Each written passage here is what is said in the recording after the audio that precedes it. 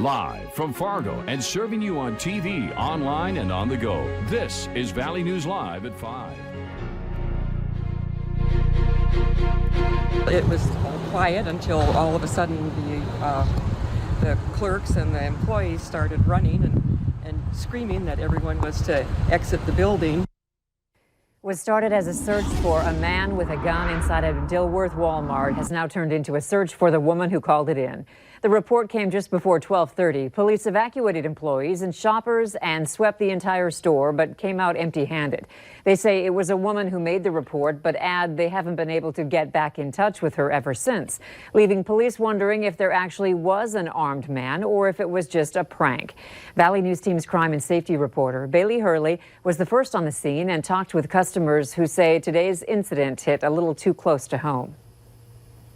All of a sudden, I just see paper flying and people running and cashiers screaming to get out. Everybody just leave your things, go, get out.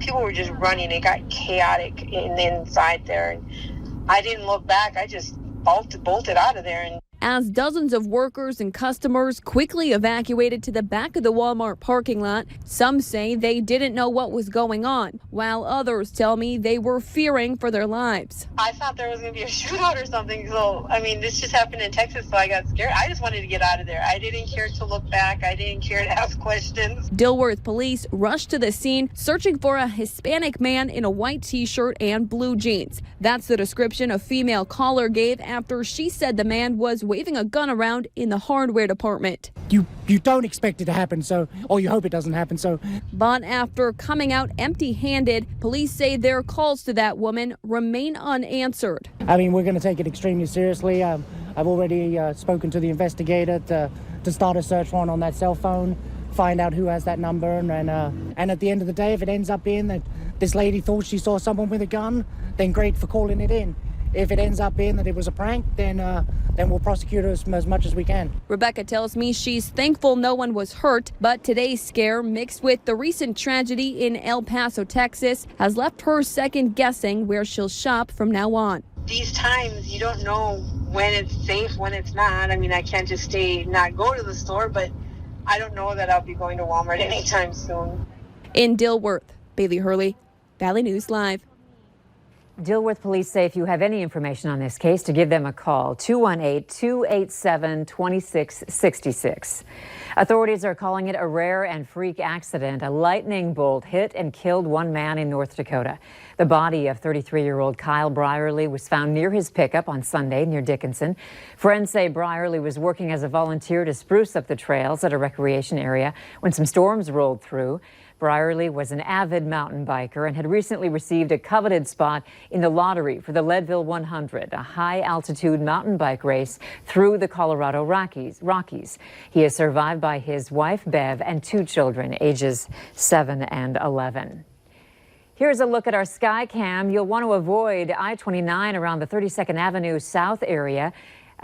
Traffic is slow between 32nd and 52nd Avenues as drivers try to navigate onto 32nd around the loop. So slow going in that area. Avoid it if you can. The cool weather is hanging around, making it pretty enjoyable to be outside. Let's find out what's happening this evening with Hutch in No Wait Weather. Thanks so much, Andrea. The satellite and radar composite right now is showing very quiet conditions continuing across the area, and our winds remain with more of a northerly component, so that has kept temperatures a bit on the cool side. Here's a look at those temperatures across the region, just climbing out of the 60s in parts of central Minnesota, 73 Roseau and Badette. The warm spot, at least in the North Dakota area, Grand Forks at 76 until we get out towards Bismarck and Aberdeen. Then we're closer to 80 degrees. Your evening sunsets at 8:49. Temperatures will be in the 70s for the next couple of hours with decreasing winds. And in Grand Forks, enjoy those 70s. A beautiful evening to get out and enjoy what you like. We do have a few areas that could see some thunderstorms to close out the work week. We'll have details on that and the weekend outlook here, Andrea, in just a few moments. All right, thanks, Hutch. Authorities in Berthold, North Dakota say a Missouri man is now in custody after having a concealed Uzi submachine gun on him. In a Facebook post, police say Walter Cartwright had the gun within driver's reach during a traffic stop. He's now in jail on weapons charges and for being a convicted felon prohibited from possessing firearms. Police say they also seized drug paraphernalia from his vehicle. They're asking anyone with information on the firearm to call the Berthold Police Department at 701-799-0022. One man is dead after he was involved in a rollover crash in the Southern Valley last night. The North Dakota Highway Patrol says the 44-year-old man was thrown from his car when he left the road about 3 miles south of Wahpeton around 7 o'clock. Troopers say the vehicle rolled in the ditch and ended up in a cornfield. His name is expected to be released later tonight. A 29-year-old Nebraska man has died at the Sturgis motorcycle rally in South Dakota from what appears to be carbon monoxide poisoning, according to authorities. Officials say the Omaha man, who has not been identified yet, was found dead in his motor home at the rally on Tuesday. Authorities say there has been only one other fatality at the rally. A 29-year-old man died in a motorcycle crash on Monday.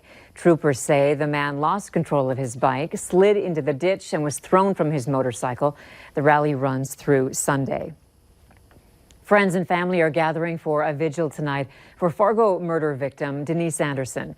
It will be held at 9 o'clock this evening outside of Anderson's home at 3620 42nd Street South in Fargo. Organizers say Denise touched every heart she ever met with love and laughter, and that tonight's gathering will be a celebration of a wonderful night.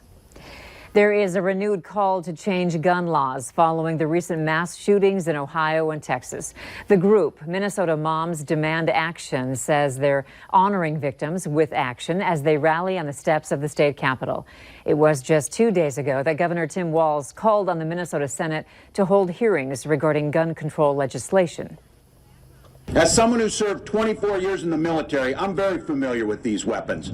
I've shot everything from 9mm to cannon and rocket launchers, and I'll tell you what I learned by that is, the damn things don't belong on the streets of our country. During the spring session, 2 gun control bills passed in the House but hit a roadblock in the Republican-controlled Senate.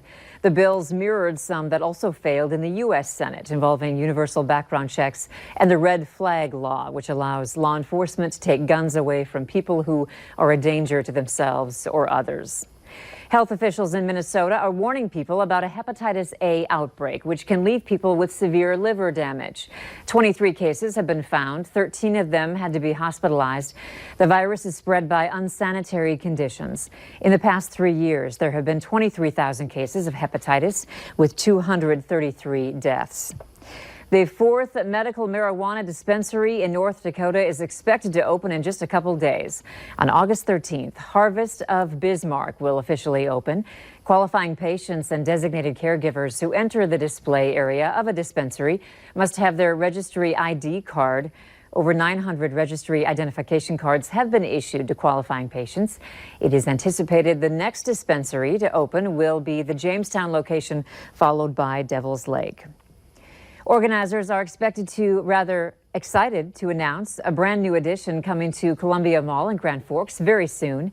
Grand Forks Virtual Reality Arcade will be opening sometime in mid-August. They'll have more than 300 games to choose from. To keep up with the official date that they'll open their doors, you can visit our website, valleynewslive.com, and click on this story. Today, you may have seen some brave people scaling the side of the Black Building in downtown Fargo, including our very own Abby Furchner and Jordan Schreier, and they did it for a good cause. Over the Edge is the annual fundraiser put on by Charism to raise money for after-school programs for teenagers in the area. Those programs are put in place to help teens who are struggling to reach their full potential.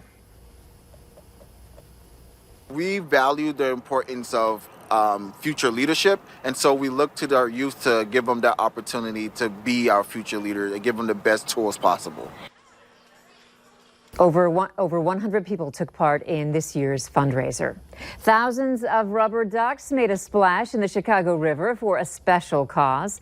More than 60,000 rubber ducks were dumped into the river this afternoon for the 14th annual Chicago Ducky Derby to benefit Special Olympics Illinois. The yellow squeakies were dropped off the bridge into the Chicago River, and people of all ages watched the duckies race to the finish line. Supporters of the annual fundraiser purchase a duck for $5 or join a team of supporters.